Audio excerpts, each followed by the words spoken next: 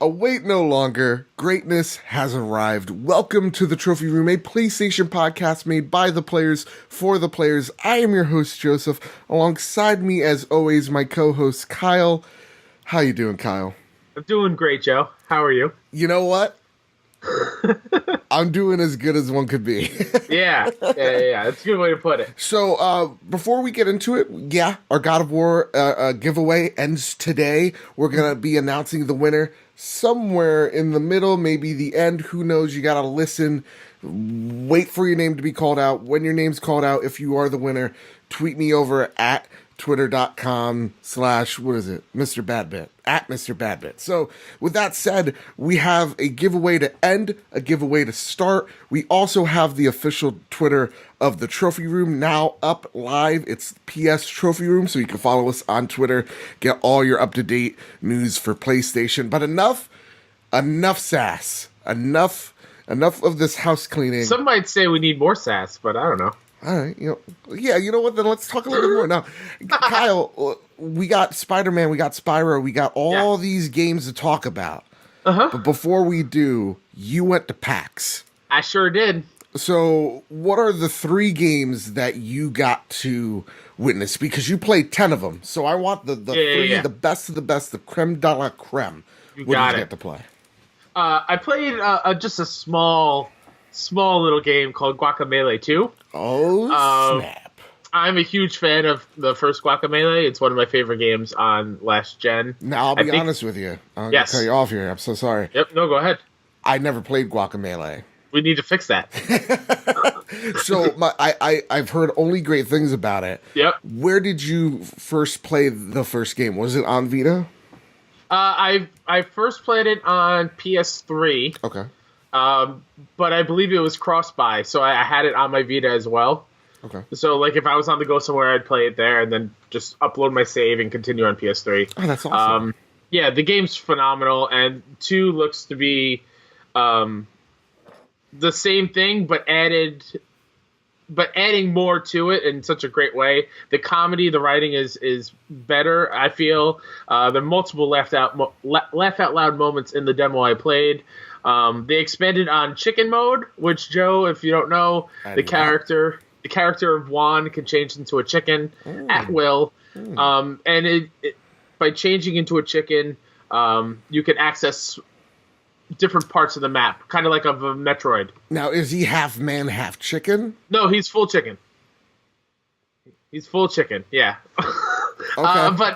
But in the second one, the chicken has more abilities. Like, you can actually kick some ass with the chicken. All right. The chicken expands into this giant chicken, takes over the screen. I played with 3 other people with 4-player co-op. It was a lot of fun, and they added some things to the platforming section. Hopefully it comes out reol soon, because I want to play it in full, because it's amazing. Did it feel finished, or did you It feels. Oh my god, it felt real finished. Okay, like I could see it coming out next week and being fine. Oh yeah, all right. Yeah. So, ready. Maybe that is a game that, because I'm done with Far Cry, maybe that is a game that I play right before God of War. That's if it comes out next week. I don't know when it comes out. No, I mean the original, the first game. The first the first one. Oh, that's what I'm saying. Yeah. Okay, Please okay. do. So you got Guacamelee. Yep. Second game is called Earth Night. It was at PSX when I was at PSX, so I didn't get to play it then. Mm-hmm. You're this guy falling from space towards Earth, but flying in your way are these huge dragons. So think of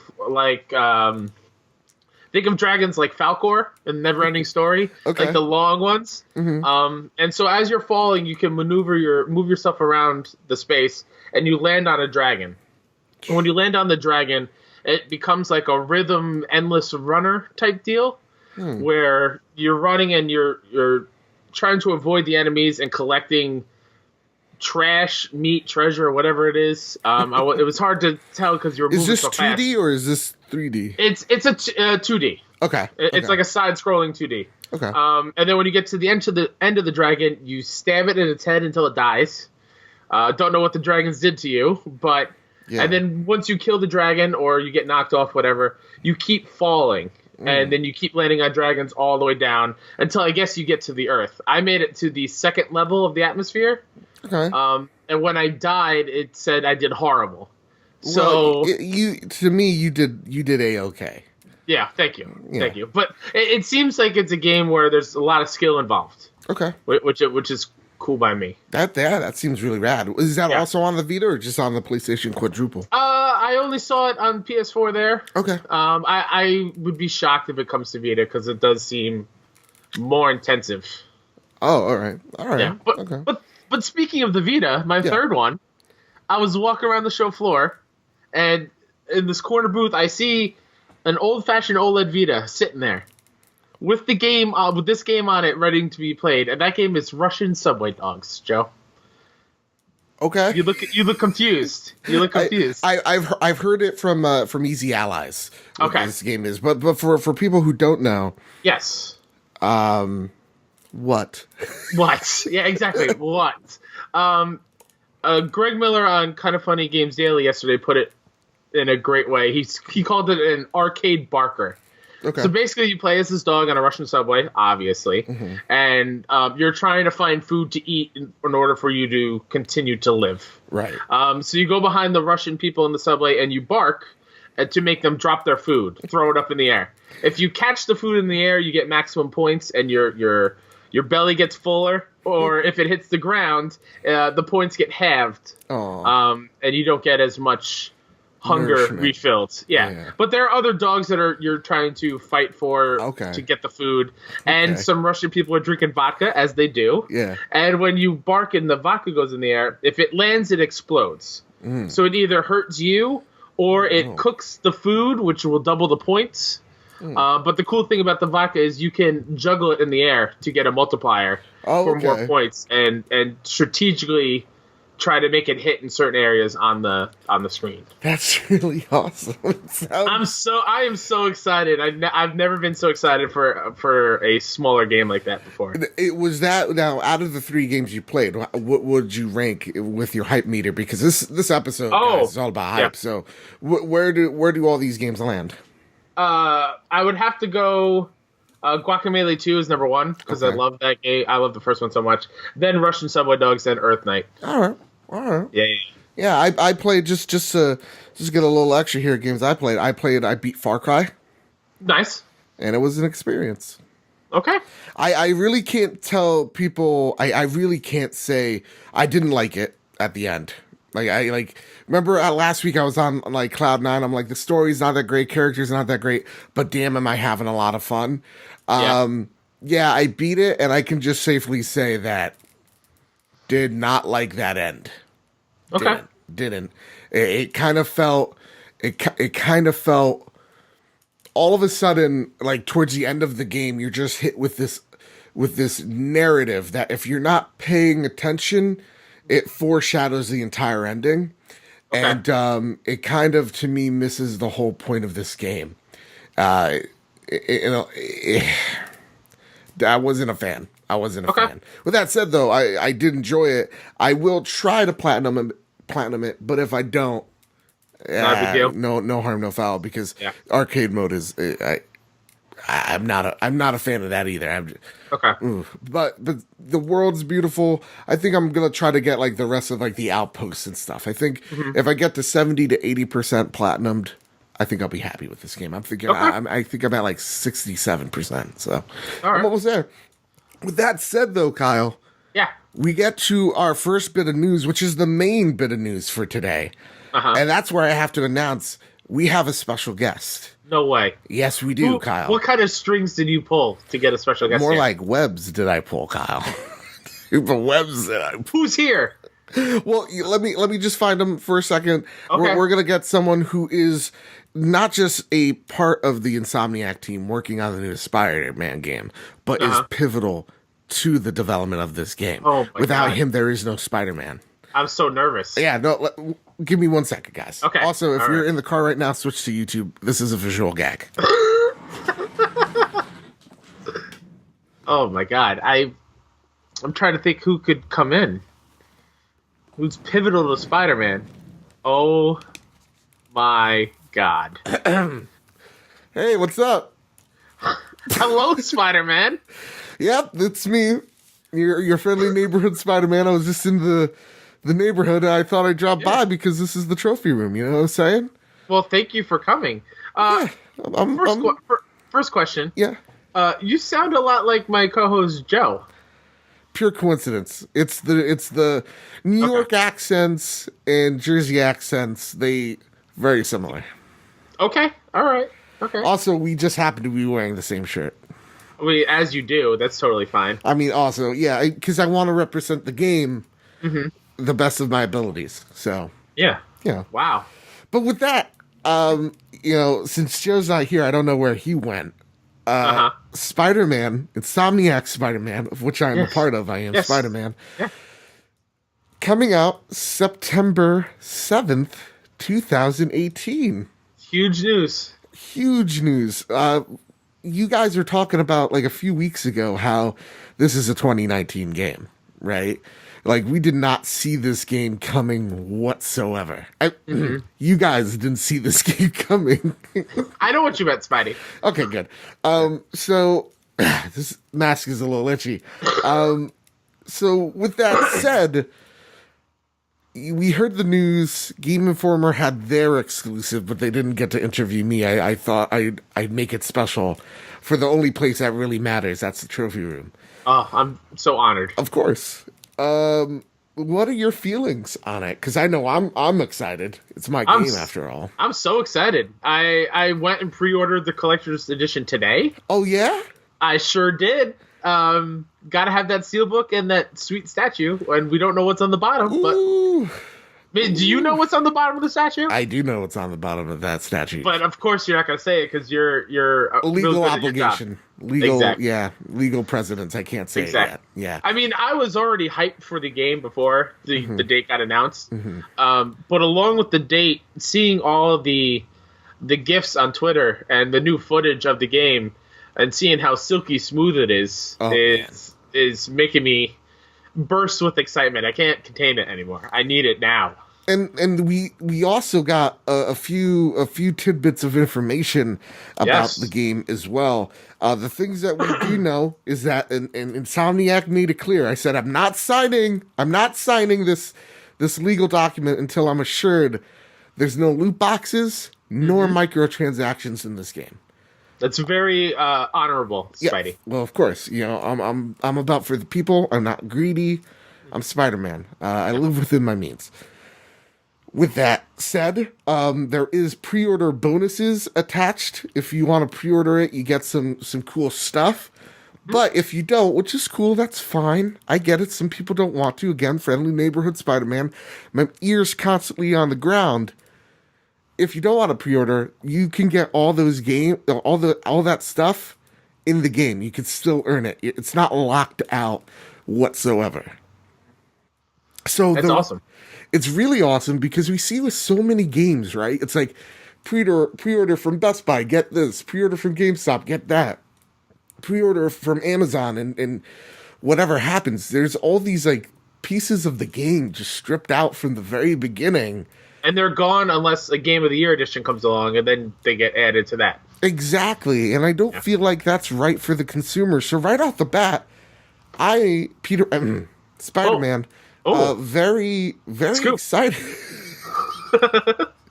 I'm very excited for this news because it seems like this game, maybe out of all the games we've seen this year, the one main thing of why I'm hyped so much about it is because it seems so consumer friendly so far.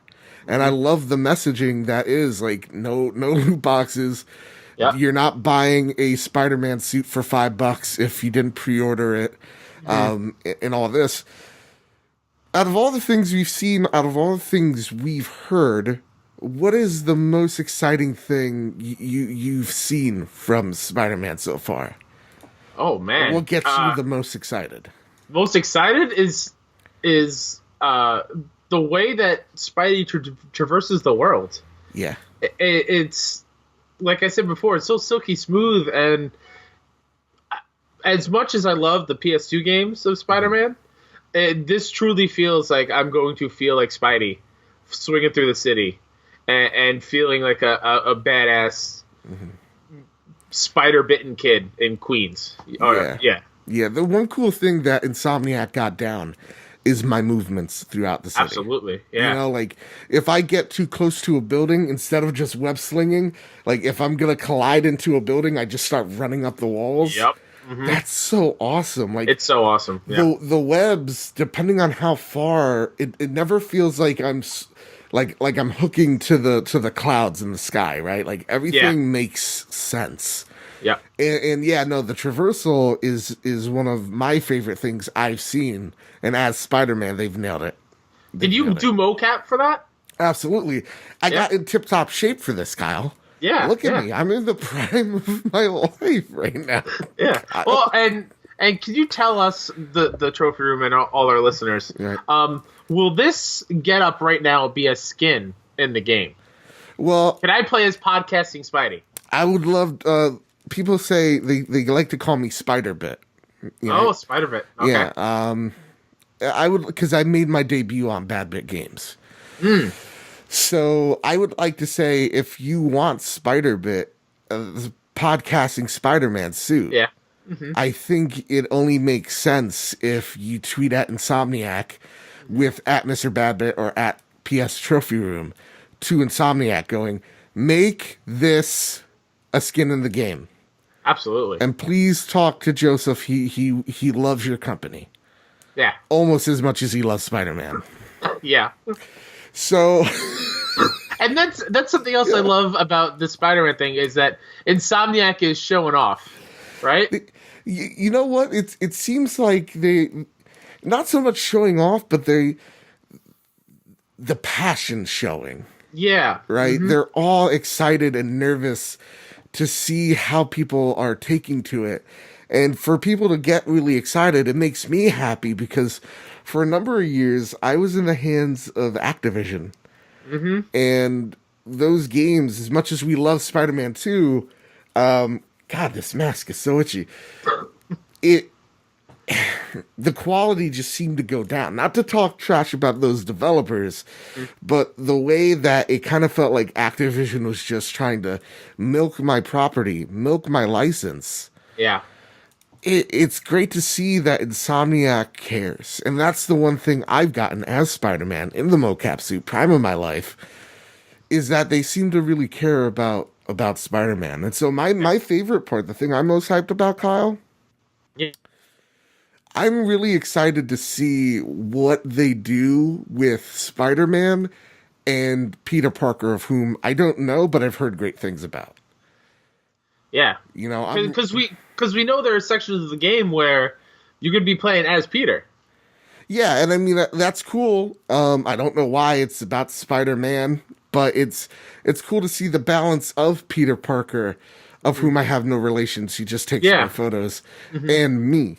You know, it's maybe a buddy cop. I don't know. I haven't read the script, but I'm really excited to see how Insomniac makes the universe around Spider-Man and how the different things they're going to be doing and the liberties that they're going to be taking. And before anybody gets nervous at what I just said, Spider-Man, back that idea 100%. Because the one thing I really liked, I know I'm not allowed to technically say this because I'm a Marvel character, but I played the Telltale Batman games, and I really liked the balance between Bruce Wayne and Batman. Yeah. Oh, goodness. And I would love to see the balance between Peter Parker, MJ, and Spider-Man and how those characters are kind of interacting with each other. Absolutely. So that gets me really excited, but there is some worry. There is worry that, you know, this holiday season already, it's just April. We're starting to get the blueprint of what the holiday season's going to look like. Yeah. A lot of people are kind of saying Red Dead Redemption kind of has thrown a wrench in this whole operation, right? We have Call of Duty coming out October 12th instead of what's usually early November. Yeah. We still don't know, and we know that a Battlefield game is coming. We don't know when it's coming out. And not to mention this little company called Square Enix constantly be saying Kingdom Hearts 3 is coming this year. Yeah, and they're already getting streamers and podcasters. Again, maybe you throw Spider-Bit in there to try out the game. So it's in a playable state. I'm going to say this right here, right now. Kingdom Hearts is coming out this year. No, you think so? Absolutely. Spider-Man approves this message. Okay. Kingdom Hearts is coming out, so On that same note that you were just going into, yeah. do you think that Kingdom Hearts is that game that is not afraid to go up against Red Dead in November?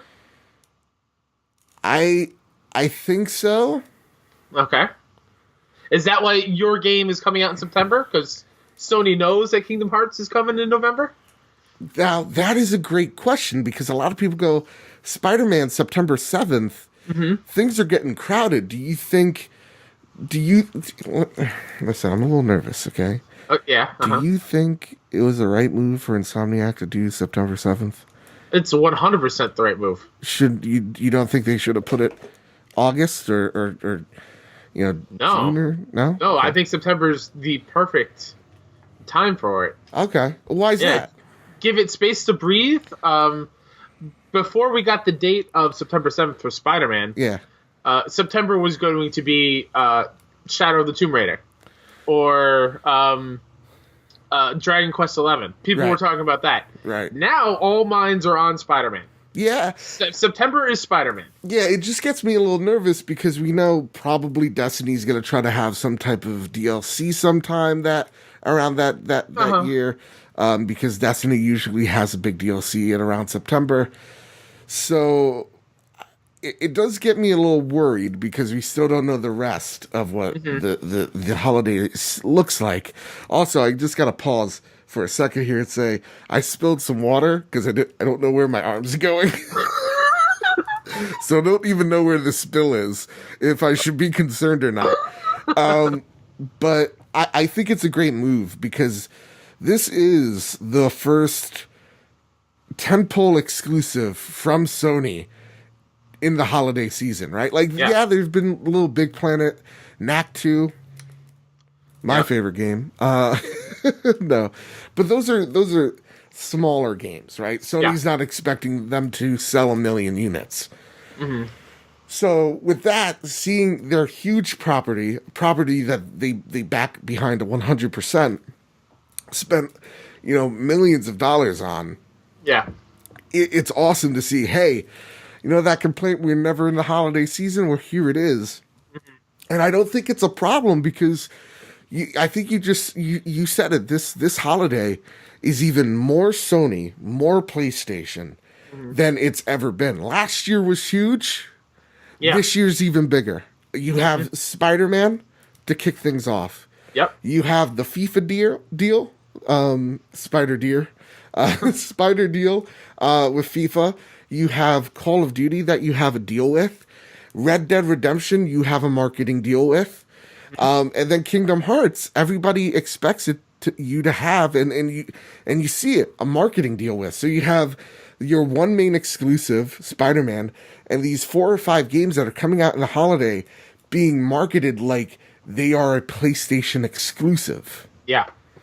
And that does gangbusters because in the holiday season, when people are looking at, what console to buy, if they're still at that point, the casual audience are going to look, well, I see PlayStation everywhere on the commercials. It's in people's mind space.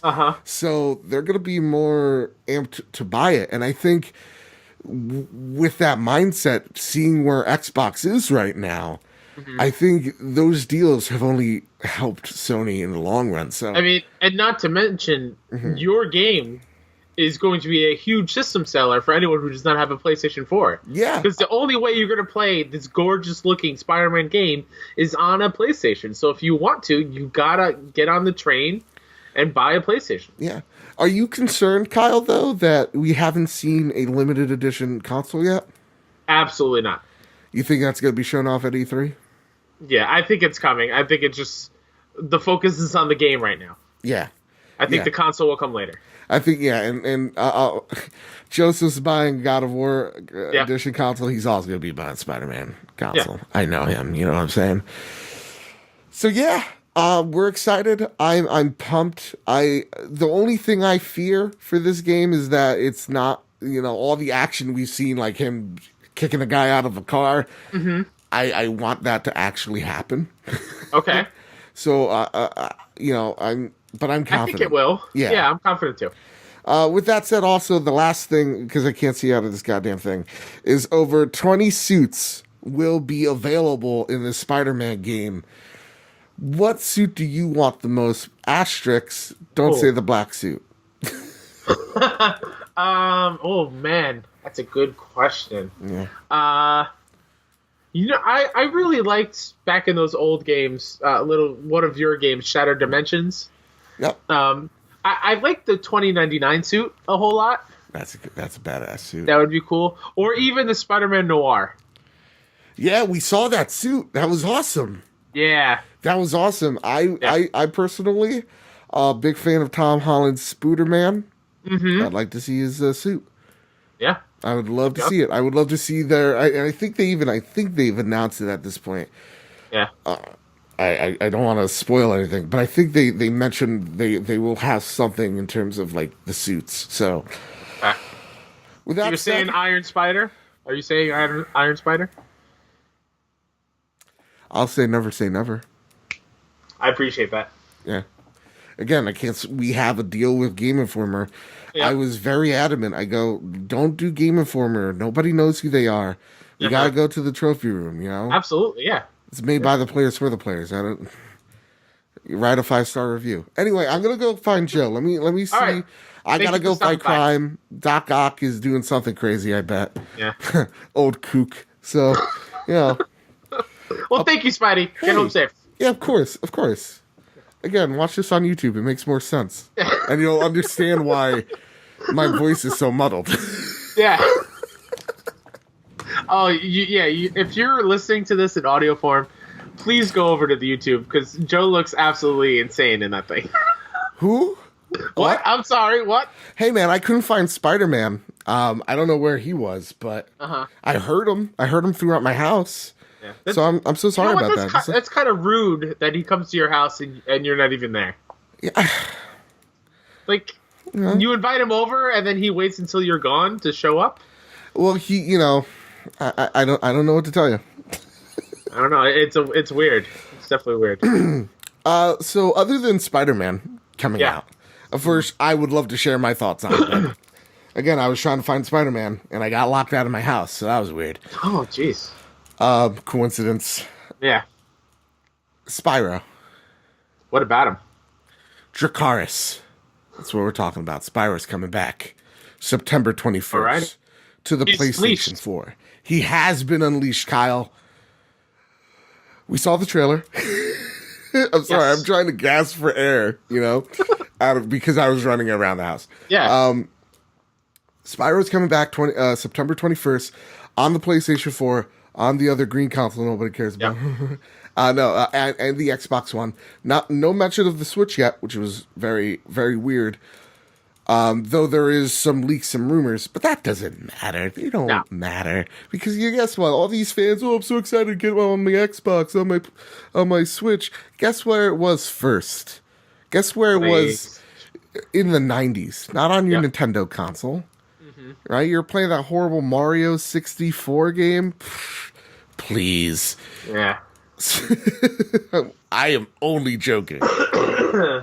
Spyro coming back September 21st. We see the trailer. Kyle, what are your thoughts? What a great trailer. Yeah? What a great trailer. The fact that it was first teased by Crash Bandicoot inputting a cheat code is genius. I love that so much. Mm-hmm. And seeing the updates to the world, I don't like throwing this word around lightly, but it's kind of mind-blowing to think that the game that we got as PlayStation 1 would look this pretty and this more fleshed out and now. Right. Like, it's going to be a whole new game in terms of me playing it. You see, the trailer does a great job of showing the original game, which still actually holds up to me. Yeah, it really does. It's still cool, but then seeing it for in 4K, seeing it on PlayStation now is nuts. It's like night and day. So my thoughts to you is this, because we've talked a lot about Spyro. Is this a day one purchase? Because we know Spider-Man again. It'll still be fresh in our minds. Are you going to be buying this day one, and why? Yes. Yeah. Yeah, I'm buying it day one because it's Spyro, man.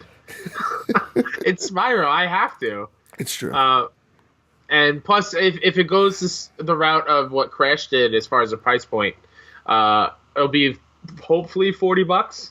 Yeah, and that's a steal for these games all in one package. So and yeah, if it is, if it is, we don't know the price yet, but if it's $40, hell yes. Yeah. The marketing for both Crash and Spyro, I think because they're smaller titles, and Activision really doesn't care too much. It seems laissez-faire with it. It's awesome to see what they're able to get away with. Yeah. And I think Activision can learn a thing or two by seeing how Vicarious Visions and what is this one? The creators, Toys for Bob, the developers on Spyro. They can learn a thing or two by their advertising so far. Absolutely, yeah. You know, of how to really reach and engage and not just feel like a suit. You know what I'm saying? Yeah. So, yeah. Plus, it's going to be nice to own them for the first time. Yeah. This was a game I would go back to Blockbuster over and over and over again to rent it, to play. And now we're going to be going to Redbox. Yeah, I'm super excited, man. This is great. What a time to be alive, Joe. Dude, it really is. These past few years have been crazy. It really has. Like it's cemented for me why PlayStation this generation has just been on fire. It's with things like this, things like Spider-Man. I saw some criticism for Spyro's look. What do you think of it? Yeah, I've seen a lot of people saying they're not fans of it much. That's kind of shocking. I don't. What is so different from his look? I don't know. I thought you would know a little bit more about this, but I think he looks actually the best he's ever looked. Yeah, I mean, so did they make him look more human?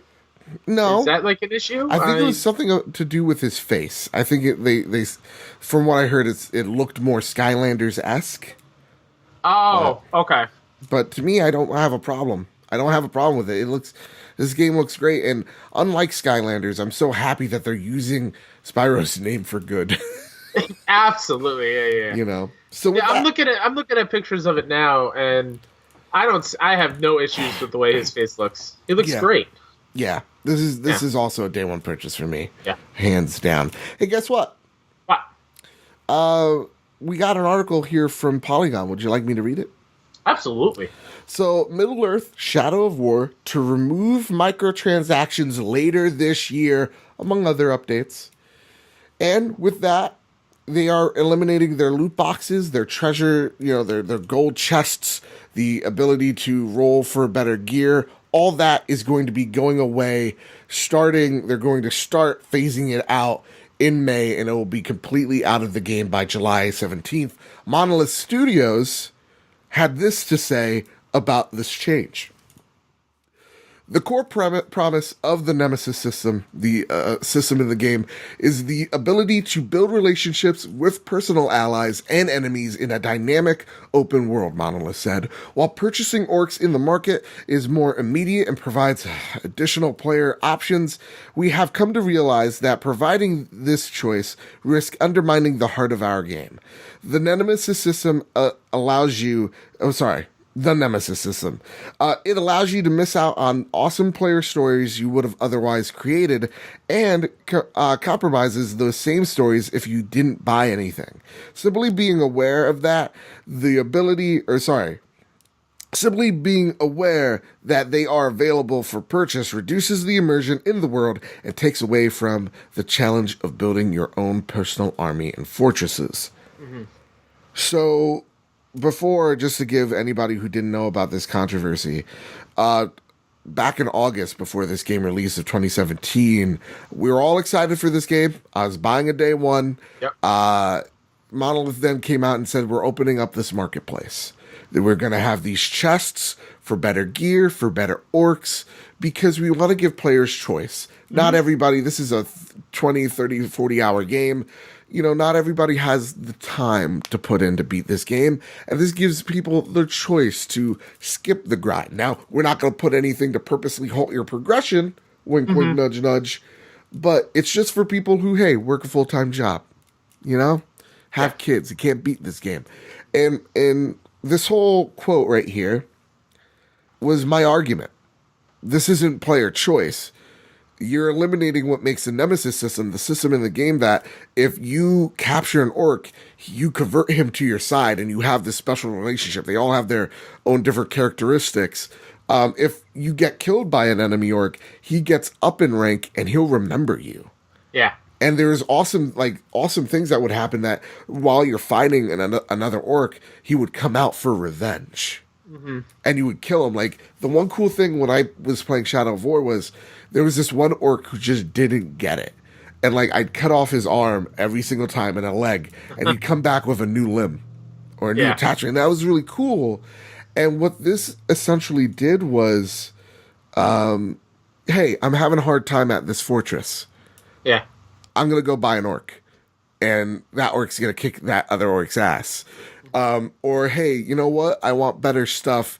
Here's $5. It seemed like the grind in the game was almost purposeful to make you buy stuff in this game.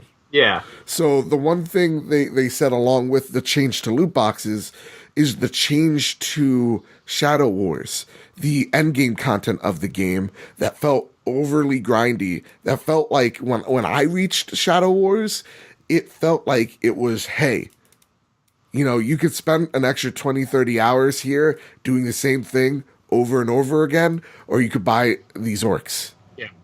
Or you can make you could get to the true ending faster if you buy this.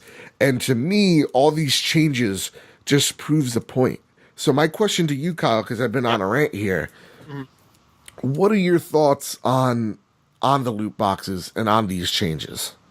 Well, going back to what you were saying earlier, where if they truly put this system in place for the people that didn't have time, I'm not entirely against that per se, because I know that feeling all too well.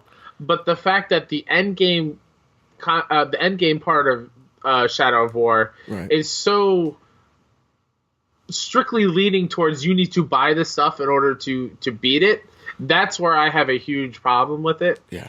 And when it comes to them finally taking this all back, it's the saying it's a little too late. Yeah. This should have been done when we found out about it. It should have been gone then. It's predatory, especially when it comes to the end game stuff. And it doesn't entice me to pick it up and play it. I feel like this strictly screams future PS Plus game. Like, when it comes to PS Plus, then I will play it. But there's so many other great games that I have and that are coming out soon. It's going to get lost in the shuffle. Yeah. I mean, this game was number one for the first 2 weeks, but afterwards, after all these games came out, from what I've heard, the sales just kind of plummeted. Everybody kind of forgot about it. And I think this is a way from saying, hey, look, we've changed all that controversy. You know, this is why we dropped it. You know, it's for you guys. Come back. But in actuality, from what I've heard, it's server costs. They weren't making the money on the loot boxes. And it was actually costing them money. And this was a cost-effective thing that they try to spin. So, again, that's not factual. That's just speculation, but I believe that speculation. Yeah. I think it matches up, you know, to what we've seen, what's been seen before us with the sales of this game and not a lot of, I guess, positive things being talked about it. It's weird because this is a good thing, but it's still in a negative spotlight. Yeah. My question for you, seeing how loot boxes are now, like Spider-Man, for example, does not have any loot boxes. It doesn't have any microtransactions. Seeing games kind of take note of these mistakes, do you think loot boxes are over, or do you think they're just trying to get smart about them? I don't think loot boxes will never be over. I just think they're smart. Some developers are smartening up, and it's not as big a priority as it probably once was. Yeah. I think too when we look at Monolith, and again, listen, there are people hard at work at this game, and what I thought was really beautiful is them saying, one of their developers passed away, making a character for them, and then like donating all the proceeds to charity. It's beautiful. Yeah. But I have to be real and say it seems really greedy when there's not even an incentive to purchase the things. Like, there's not just is there this feeling of, oh, you're just doing this for money, but there's not even the fact of, hey, if you buy these microtransactions, future content will be paid for, right? Like any new story DLC will be free. Yeah. You still had to buy them. So like when Shadow Wars, the last chance to get all the loot boxes or whatever to spend, if you have gold in the game, the last chance to spend it is on July 17th and it all goes away. To me though, it's just, I think developers have looked at Battlefront, see governments looking in going, what's going on here? Yeah. And actually being concerned. And I think that's the true victory. What I would like to see is a more Fortnite-esque approach to things, though I don't think they do DLC completely right, which is like have something like a battle pass. Have this, $10, you work for all these things, you have this sense of achievement, and then maybe you have some little microtransactions, but there's content every single, no matter, though I think Fortnite's DLC is way too expensive, it makes them a whole lot of money, and they literally, it seems like weekly, are dropping in new items. So like you feel like your money's going somewhere. Like last week we got a rocket launcher, a guided missile rocket launcher, which is awesome. The week before that we had C4. Now next week we're going to have, or I think next week or in a few weeks, is we're going to have a bomb in Fortnite that when you throw it on the ground, it builds you a fort. Oh. Yeah, so it's like they're cool. doing really awesome things. And I think that's where my biggest issue is. If you're going to do microtransactions, don't make them predatory like this. Don't make it so that progress goes by faster. Make them cosmetic, right? Yeah. Make them so that it doesn't impede my progress. But at the same exact time, make it so that you're showing effort of where this money's going. Absolutely. Yeah. I will say, though, with this update of getting rid of it, I really hope there's some new dialogue added to the orcs.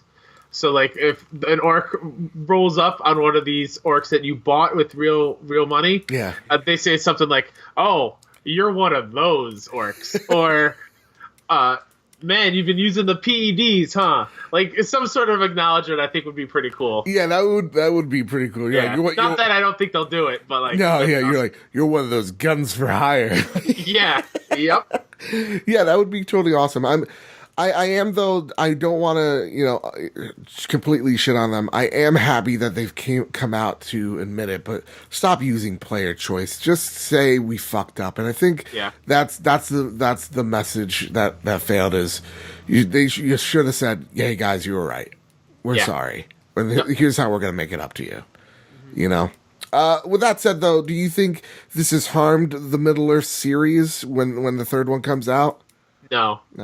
I think at its base, it's still a pretty great game, and the franchise, I think, is strong enough to continue. All right. Yeah. With that, we have, and we'll move on to Ubisoft news. Splinter Cell Sam Fisher teased for Tom Clancy's Ghost Recon Wildlands crossover.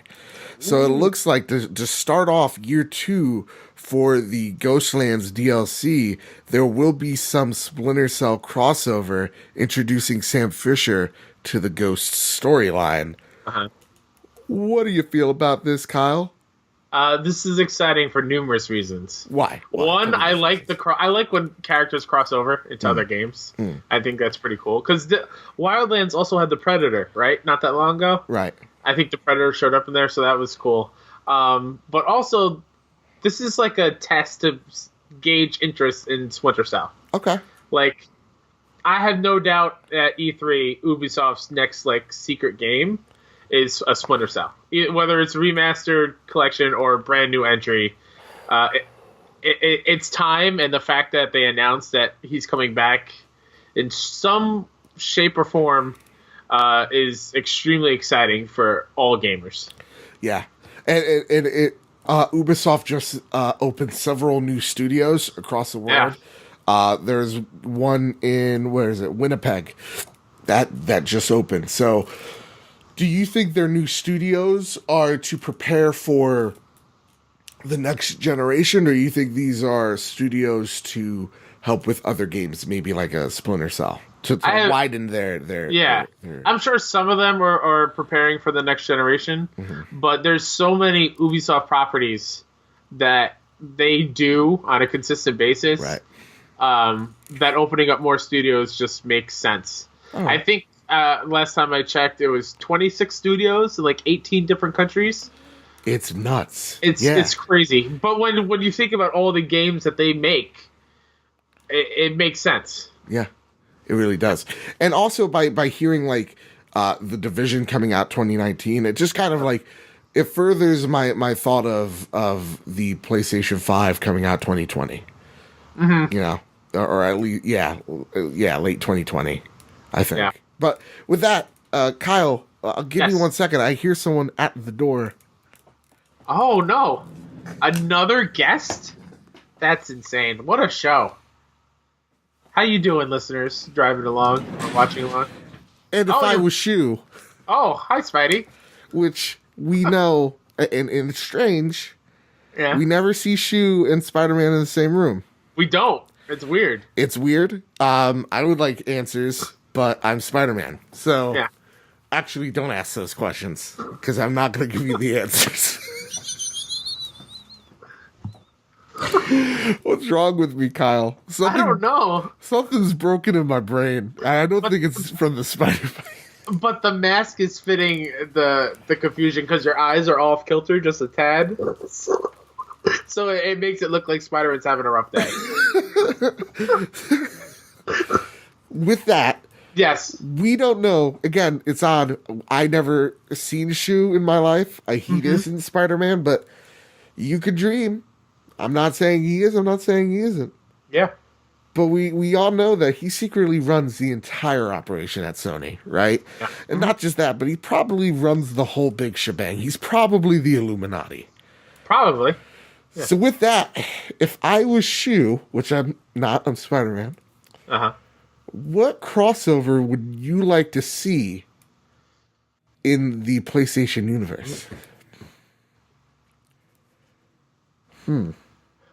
Does it have to be between Sony exclusives? Has to be Sony exclusive. Has to be. Yeah.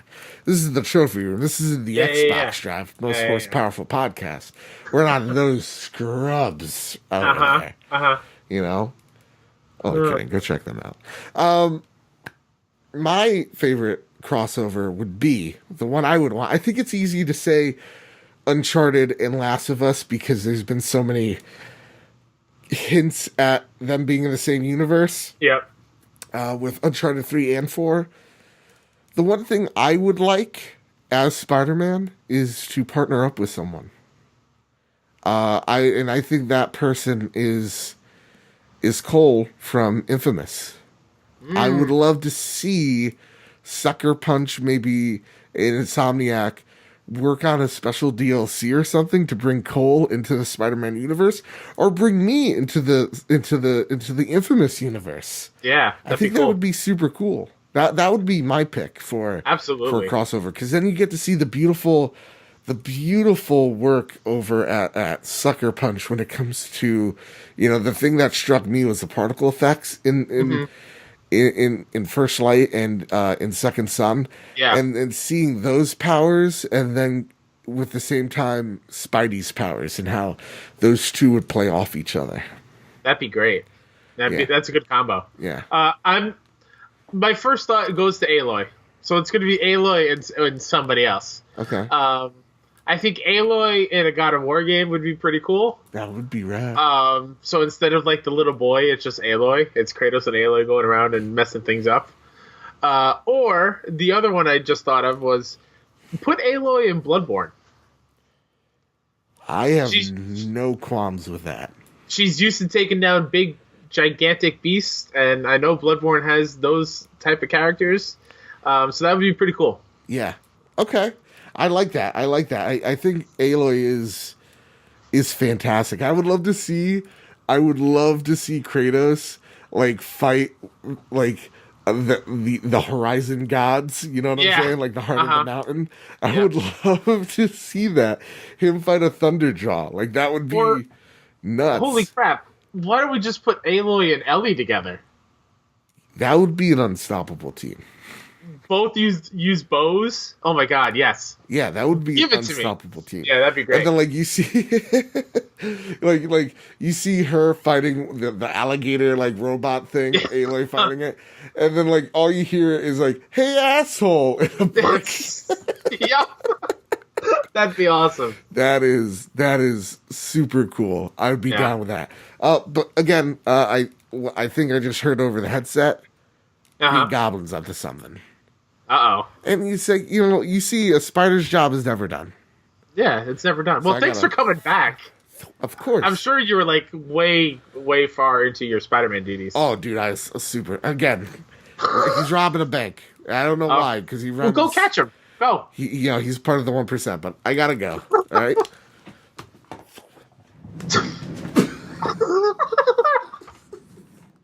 Please, listeners, go to YouTube and watch that. I know we're saying that a lot, but you need to go watch the video. Spider-Man just did a web, and then he slid slowly in a computer chair off screen. It needs to be seen.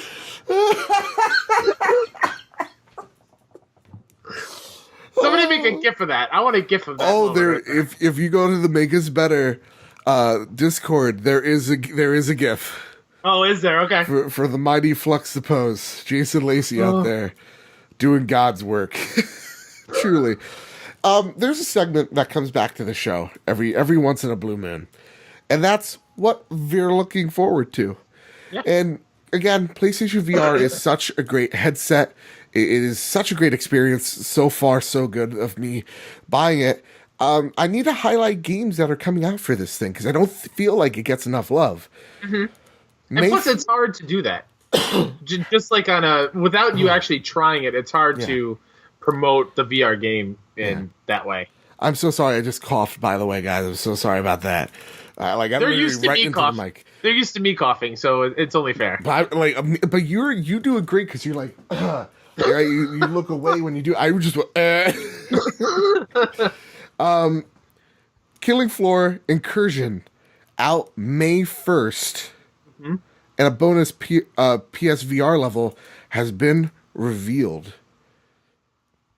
Kyle. Yeah. Have you ever played Killingfloor? No, but I saw they had a VR demo at PAX of this game, but the lines were too long for me to wait for it. But I've seen the game being played before, yeah. Okay. All right, good. Because I love Killingfloor.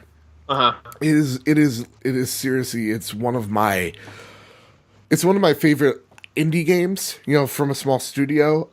I played it on PC a hell of a lot back in the day with my good friends Dan, Matt, and Tim, and we just had a ball with it. And when Killingfloor 2 came out, I actually got to see them play in the Paris level, and it was so awesome. And again, I love Killingfloor 1, love Killingfloor 2.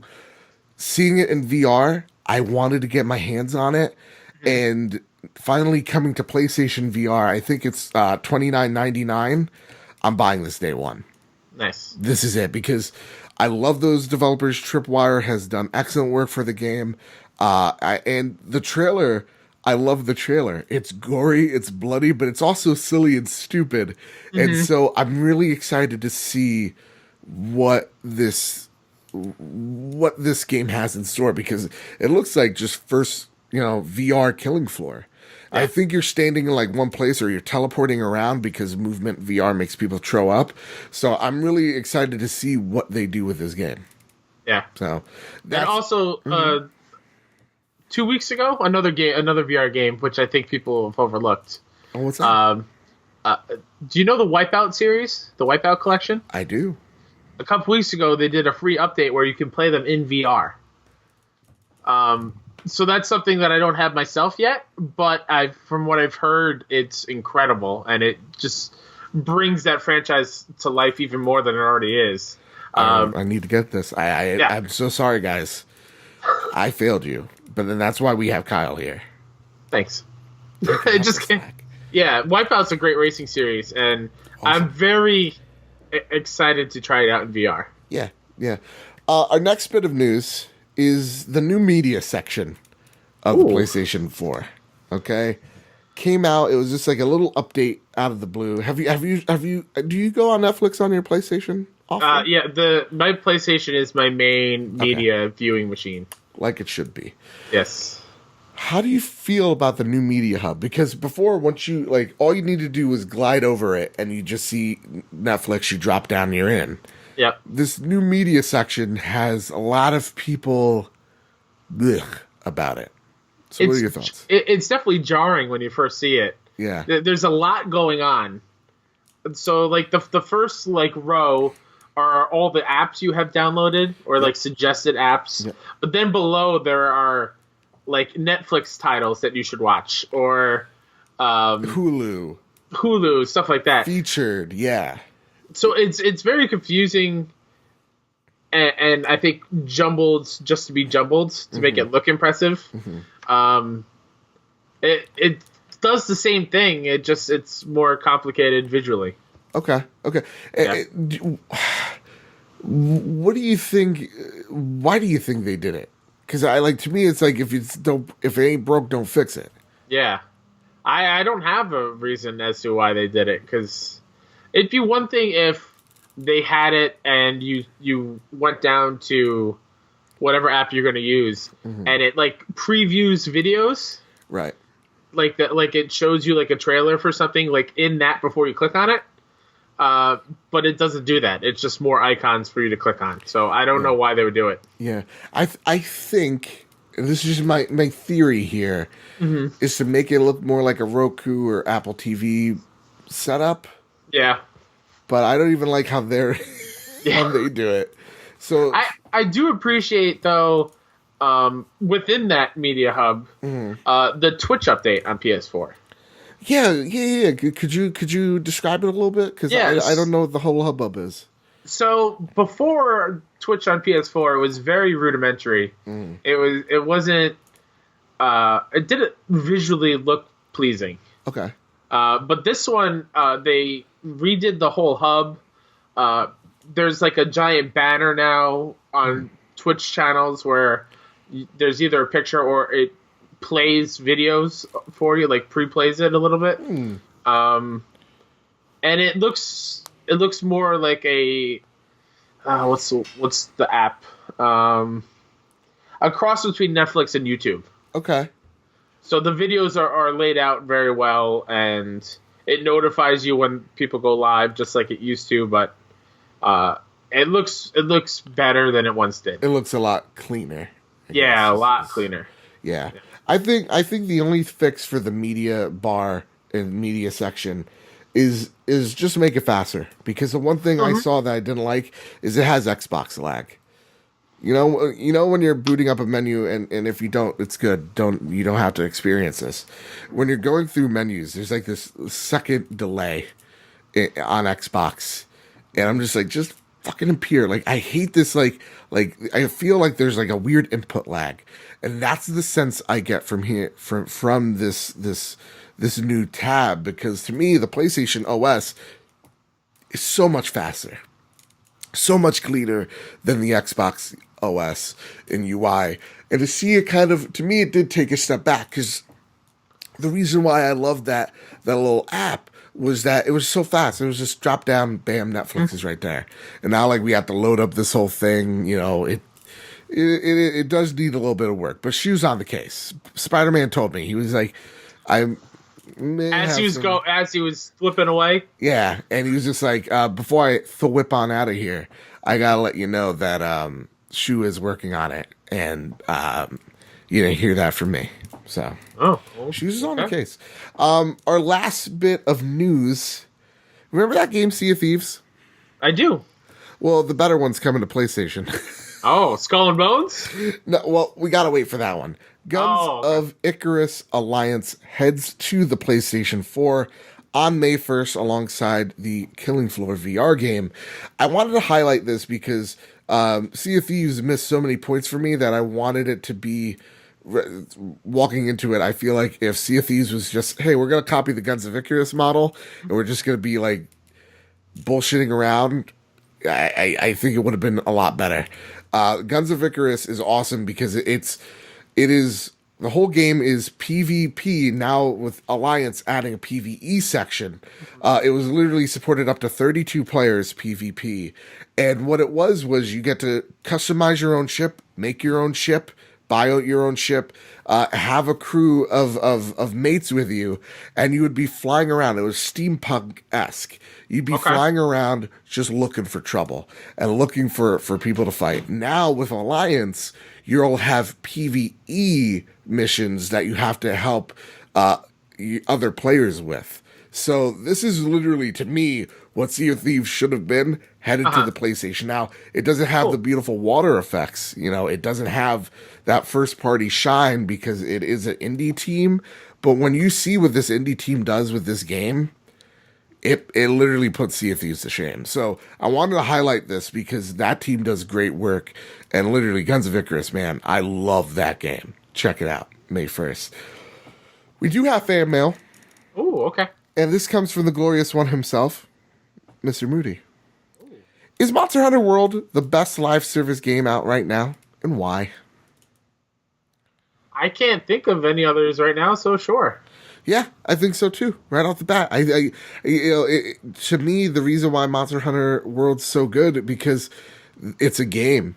You know, like Destiny, all these games and services games, they kind of suck after a month because you run out of things to do. And with Monster Hunter, they keep adding things to do for free for that matter. Yeah.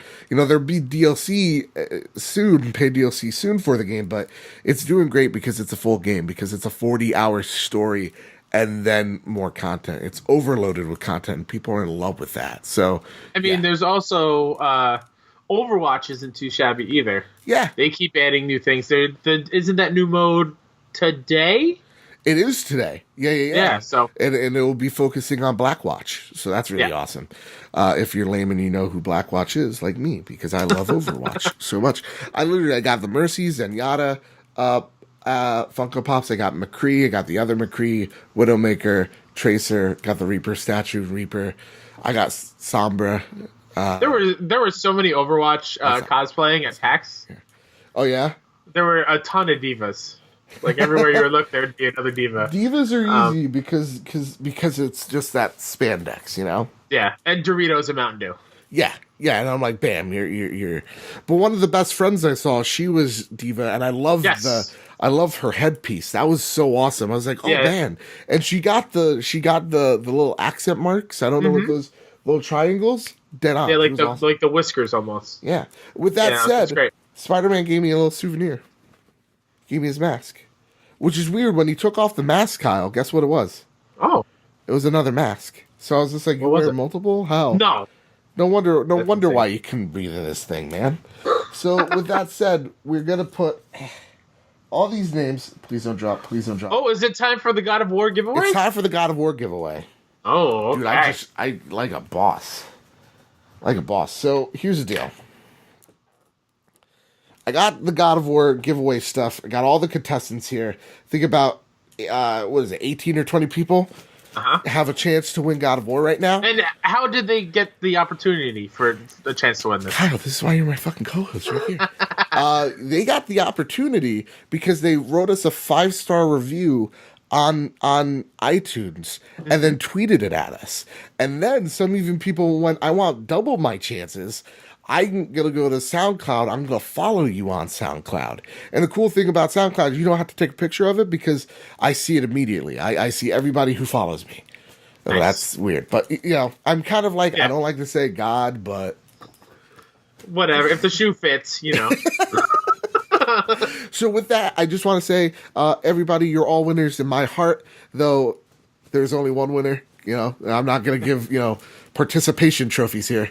But no, seriously, thank you all so much for taking being a part of this. And before we announce the winner, I will say this: there is another giveaway we're doing. Because You're insane. 2 giveaways? Oh, nuts and mad. We have the official Trophy Room Twitter account live. PS Trophy Room. It's easy. It's literally our banner, our logo right there. That's how you know it's us. Follow us on Twitter. There's going to be a pinned link, and then just like it, put a heart on it, and then retweet it, and bam, you're entered to win Detroit Becoming Human when it comes out. So End of May. End of May. Yeah. Let me actually. When is Detroit? Detroit. I want to say, before you look it up, I want to say the 24th. Oh, so close. The 25th. Oh, I'm giving it to you, Kyle. Ah, damn it. I'm giving it to you, Kyle. This is okay. So we got, it's April now, obviously. The 25th is, oh man, they're launching it. They're launching games on Fridays now, it seems. Yeah. That's strange. Okay. We'll be announcing the winner on the week before, so the 15th of May. You have to the 15th to win Detroit Becoming Human. And then also, just to let you guys know, we'll be doing another giveaway when Spider-Man comes out. Spider-Man was like, hey, Joe, we love you so much. Gave you my mask to rent. You're not keeping it. Yeah. But I do have 2 limited editions pre-ordered. The reason why is because Best Buy isn't good with pre-orders. They like to cancel them. Yeah. So I have 2 just in case one falls. But if none of them get canceled, then I will be giving away a limited edition Spider-Man. That's insane. So, oh man, do you see this on the Xbox Drive where we waste our gas mileage and talk about a system no one plays? You see this on my... No, you don't. You don't see that anywhere. The Trophy Room gives back. And also, you don't have to be a patron to enter. Again, just do all that stuff. Wham, bam, thank you, ma'am. Ooh, okay. I know this person. Robert Miller. Bam. You followed us on Twitter. I saw that. Thank you so much. You also followed us on SoundCloud. I saw that as well. Again, omnipotent being over here. Congratulations, Robert Miller. Yeah, congrats, Robert. You have, and this is why I did it a week early before the week of the game coming out, you have 7 days until you die. No, until you lose your chance. So, yeah. Robert Miller, come here, tweet at me. I won. We'll figure out how we'll give you that game. Okay? Cool beans? Sweet. Awesome. You know who you are. Bam. So, with that said, congratulations, and thank you everybody for entering. And again, there will be more contests. If you won, though, I will say this, because I don't like multiple winners. With that said, so if you win this one, you can't win the Spider-Man one. Yeah, or the Detroit. Yeah, or Detroit. Got to be fair for people because if Robert wins and he has the best luck in the world 3 times in a row, yeah, come on, man, I might as well rename this the Robert Miller Podcast. You know what I'm saying? Absolutely. So, with that said, and with that all out of the way, everybody, I want to thank you guys so much again. Follow us on Twitter. Be a part of that Detroit giveaway. Kyle, you have some amazing news. Oh, I do? You do. So, let us know where people can find you, Kyle. You can find me at WhoDatNinja73 on Twitter and PSN, pretty much everywhere. My own podcast about the Kind of Funny Vids community called Best Friends Talk Funny is officially on iTunes. So go on over to the Twitter account for the show, BFS Talk Funny, and the link for the iTunes down in the description. Yeah, or in the description here. Yeah. Go ahead, listen, and I appreciate it so much. I love you guys. Yeah, man. I'm so excited because you were talking to me last week about it. I'm so glad that Apple approved it. That's so great. Yeah, they take a while, but I'm so glad you're up and running. Now, with that said, find them on WhoDatNinja 73. Yeah. You can find me at Mr. Badbit, but more importantly, you can find the show at PS Trophy Room on Twitter. You can find the video versions of this show on Bad Bit Games, a channel where we talk all things video games. So if you just, want to see my thoughts on like Xbox, Nintendo, everything, that's where you can find us. I want to give a big shout out to the people that make this possible, though. This podcast has seriously, we're on SoundCloud because of the Make Us Better Patreon.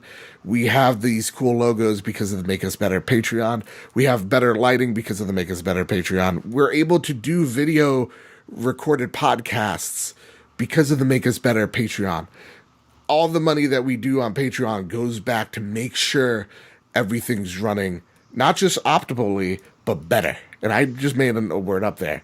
So with that, I want to thank our platinum producer, Corey Hicks. I want to thank our gold executive producers, Sheldon Benedict and Mr. Moody himself, the glorious one. I want to thank our gentlemen executive producers and gentle ladies, the Dude 427, Martini Jean, Better Love Beyond, what up? Aaron Doherty, Mr. Nasty Boots himself, David Ray, Jesse Armstrong, James Johnson, and Nick Militia. Thank you guys so much. Literally every dollar helps. So thank you all so much for helping out and literally making the show run. So with all that said, with all that out of the way, keep hunting and keep playing PlayStation.